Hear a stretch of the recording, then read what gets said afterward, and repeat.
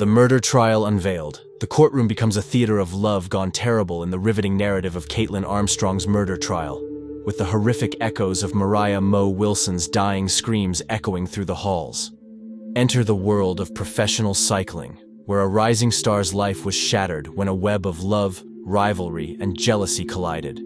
This is more than a trial. It's a compelling story of human emotion, betrayal, and the unrelenting pursuit of justice, complete with an international manhunt for a fugitive, an audacious effort at escape, and a high-stakes courtroom drama. Prosecutors in Texas's murder prosecution of Kaitlin Armstrong, accused of killing professional cyclist Moriah Wilson, opened with a presentation full of chilling details. Armstrong, then 35 years old, was charged with murder and could have spent up to 99 years in prison for the sad events of May 2022. The prosecution portrayed a vivid image, focusing on Wilson's last moments and the heartbreaking screams caught on CCTV. Three people who should never have been in love, September-October 2021. Before we start, if you are new to the channel, be sure to like, subscribe, and share this video to my true crime watchers. The fatal love triangle started when Wilson and Armstrong's boyfriend, Colin Strickland, ran into one another at an Idaho race in September 2021. Strickland and Armstrong continued to live together after their breakup. When Wilson came to Austin in October, he and Strickland had a brief fling. When Wilson was picked up by Strickland for a night of swimming and dinner, it seemed like the evening would go off without a hitch. Wilson, mortally wounded by gunfire, was discovered at a friend's flat, bleeding and unconscious. The worldwide manhunt for the fugitive, May 2022, June 2022. After the murder, Armstrong allegedly utilized the fitness app Strava to track Wilson's activities. She ditched her Jeep and set out on a worldwide escape after evading capture. Armstrong's apparent wish to hurt Wilson was suggested in anonymous information, giving a macabre dimension to the probe. She was caught on camera in Newark Airport when she was attempting to use her sister's passport to travel to Costa Rica. Armstrong went undercover as a yoga instructor in the sleepy town of Santa Teresa, Costa Rica, after changing his appearance with plastic surgery. The international manhunt culminated when Armstrong was captured by Costa Rican officials at a hostel. After being extradited to the United States, she was charged with murder in the first degree, attempted murder, and passport fraud. What happens at trial, 2023? Wilson's final screams, as captured on surveillance, were the grisly opening statement of the prosecution. The story portrayed Armstrong as the antagonist, claiming she opened fire out of jealous wrath. According to the testimony presented, the dynamic between Armstrong and Strickland was fraught with envy, paranoia, and a desire for power and control.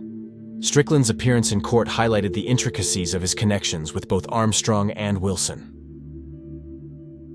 Conspiracy to elude capture and related offenses, October 2022. Armstrong's spectacular attempt to escape detention during a medical consultation dramatically altered the course of the trial. She was caught on camera trying to escape while shackled. Therefore, she now faces new charges for attempted escape that resulted in bodily harm. The government said that Armstrong planned her escape for a very long time. The worldwide manhunt for the fugitive. Armstrong is suspected of using the fitness tracking app Strava to monitor Wilson's whereabouts in the days following the murder. She ditched her Jeep and set out on a worldwide escape after evading capture. The probe took on a grim tone when anonymous information hinted at Armstrong's intent to hurt Wilson. She was caught on camera in Newark Airport when she was attempting to use her sister's passport to travel to Costa Rica.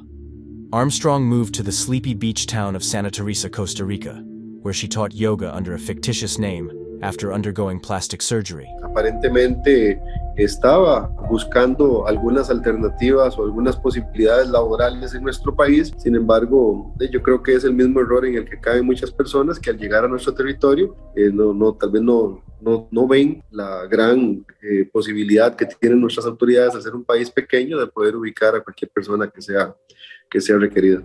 The international manhunt culminated when Armstrong was captured by Costa Rican officials at a hostel. After being extradited to the United States, she was charged with murder in the first degree, attempted murder, and passport fraud. Containment measures. In response, Armstrong's attorney, Jeffrey Poirier, argued that his client was caught in a web of circumstantial evidence because there was no physical evidence or eyewitness testimony linking Armstrong to the crime.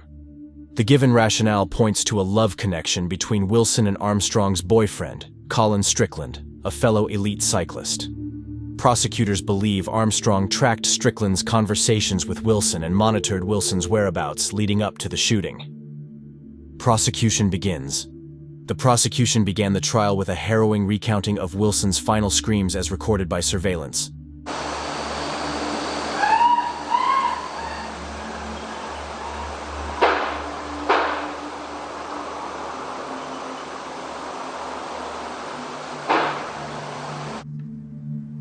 The story portrayed Armstrong as the antagonist, claiming she opened fire out of jealous wrath. According to the testimony presented, the dynamic between Armstrong and Strickland was fraught with envy, paranoia, and a desire for power and control. Strickland's appearance in court highlighted the intricacies of his connections with both Armstrong and Wilson. He described Armstrong's extreme jealousy, her access to private information, and her unpredictable behavior in court. The defense tried to find out how much Strickland knew about Armstrong, emphasizing the hazy nature of their volatile relationship. Additional charges for attempting to escape.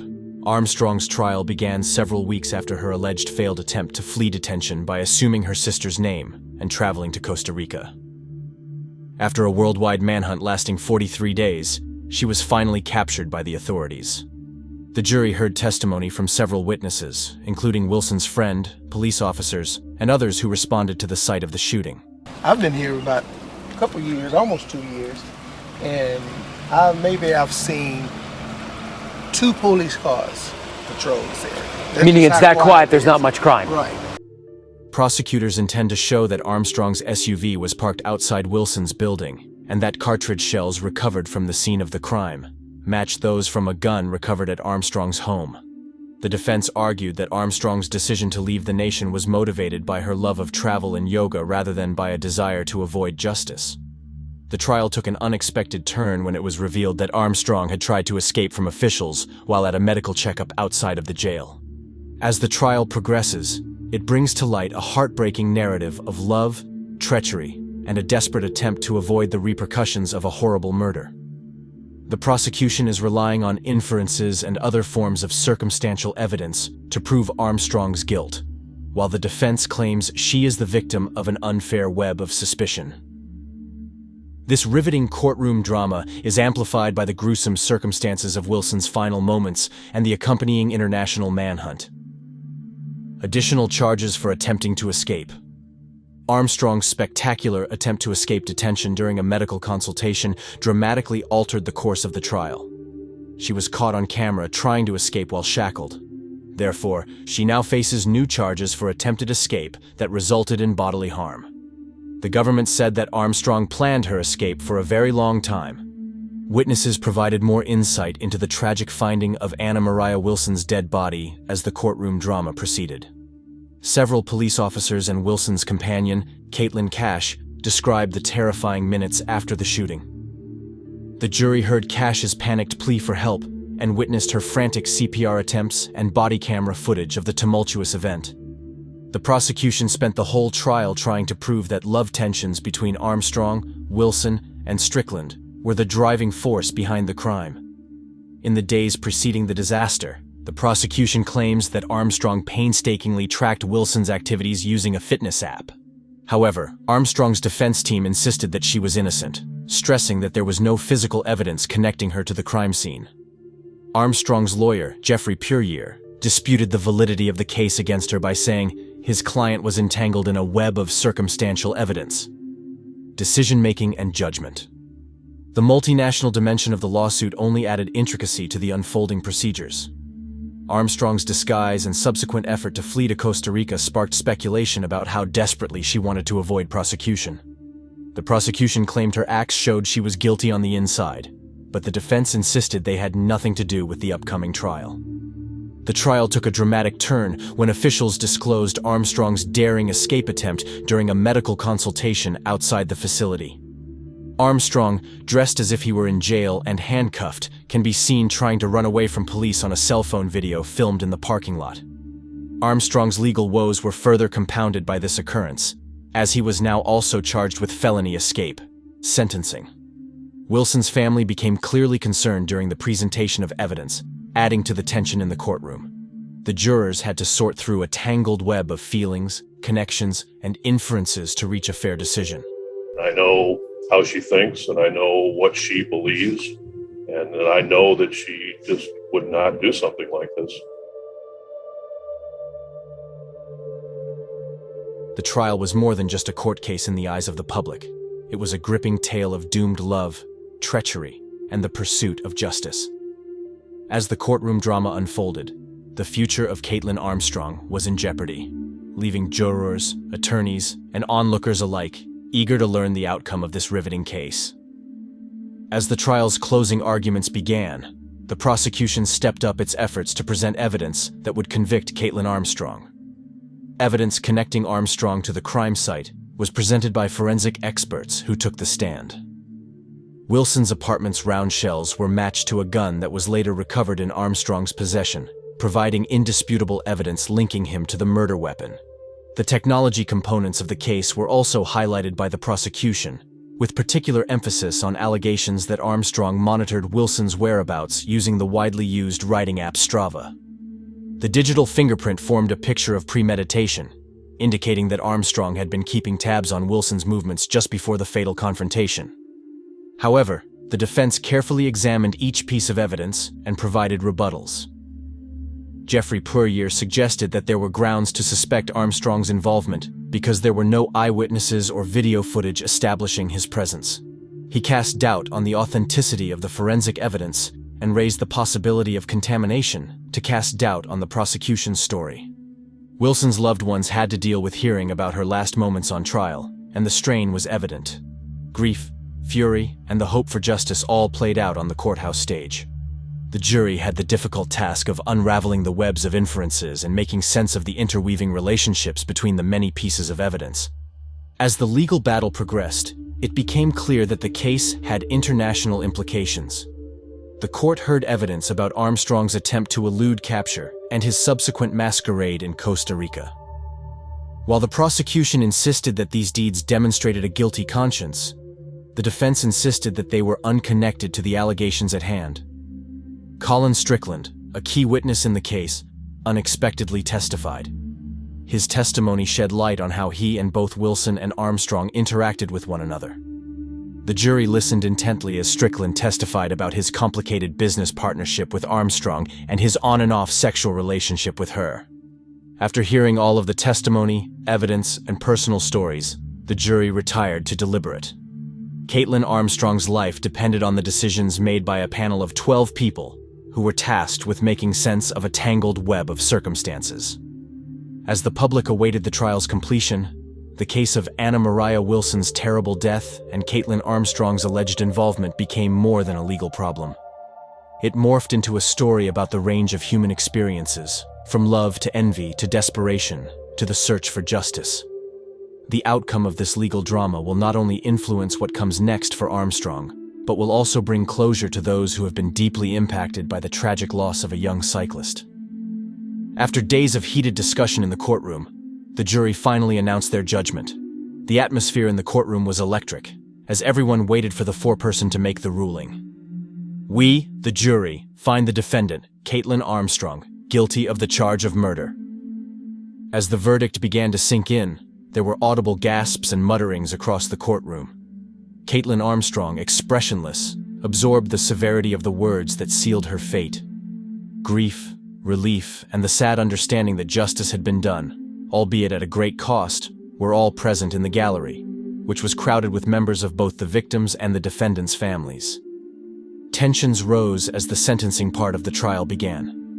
Wilson's family gave moving impact statements that captured the depth of the void left by her premature passing. The courtroom heard the heartbreaking testimony of parents grieving the loss of their daughter, whose death had broken their dreams and dashed her bright future. Prosecutors, seeking the maximum penalty, contended that the violent nature of the crime and Armstrong's attempts to flee prosecution justified a term befitting the severity of her acts. In a desperate attempt to exonerate Armstrong, the defense painted him as a multifaceted person caught up in a tangle of events. After hearing all of the evidence and deliberating with the jury, the judge handed down a verdict and punishment. Kaitlin Armstrong, you are hereby sentenced to 75 years in prison for the murder of Moriah Wilson. Emotions of all kinds erupted in the courtroom once more. It provided some peace of mind for Wilson's family and a sense of justice for their lost daughter. It was the beginning of Armstrong's lengthy prison sentence. The emotions in the courtroom were palpable, but Kaitlin Armstrong remained unflappable as she was brought away. The trial, which had been a gripping drama of love, treachery, and justice, was finally over. The sad ending of Moriah Wilson's life and the subsequent fall into notoriety by her former best friend Kaitlin Armstrong had left an unforgettable imprint on everyone who had heard their story. After the trial ended, people kept thinking about the complexities of human connections, the importance of seeking justice, and the after-effects of that one terrible day. After the legal system demonstrated its ability to find a solution, and the cycling community had time to mourn the loss of a potential rider, the families were left to deal with the fallout. The courtroom, once the scene of a riveting drama, resounded with the solemn proclamation of justice and the sad echoes of a life lost. Moriah Wilson and Kaitlin Armstrong's journey had come to a close, and it would be written into the annals of legal history as a somber reminder of the precarity of human life and the never-ending search for justice. Conclusion. The trial of Kaitlin Armstrong, entangled as it was in love, jealousy, and betrayal, will be remembered as one of the most complex in legal history. As the cycling world tries to come to terms with Moriah Wilson's disappearance, legal experts consider the challenges of enforcing justice across international borders. Make sure you subscribe and share your thoughts, opinions, and questions in the comments.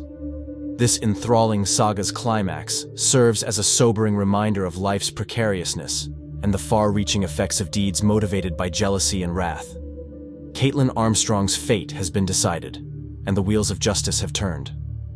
While the trial has brought some people closure, it has also left behind a complex web of issues about love, compassion, and the pursuit of justice.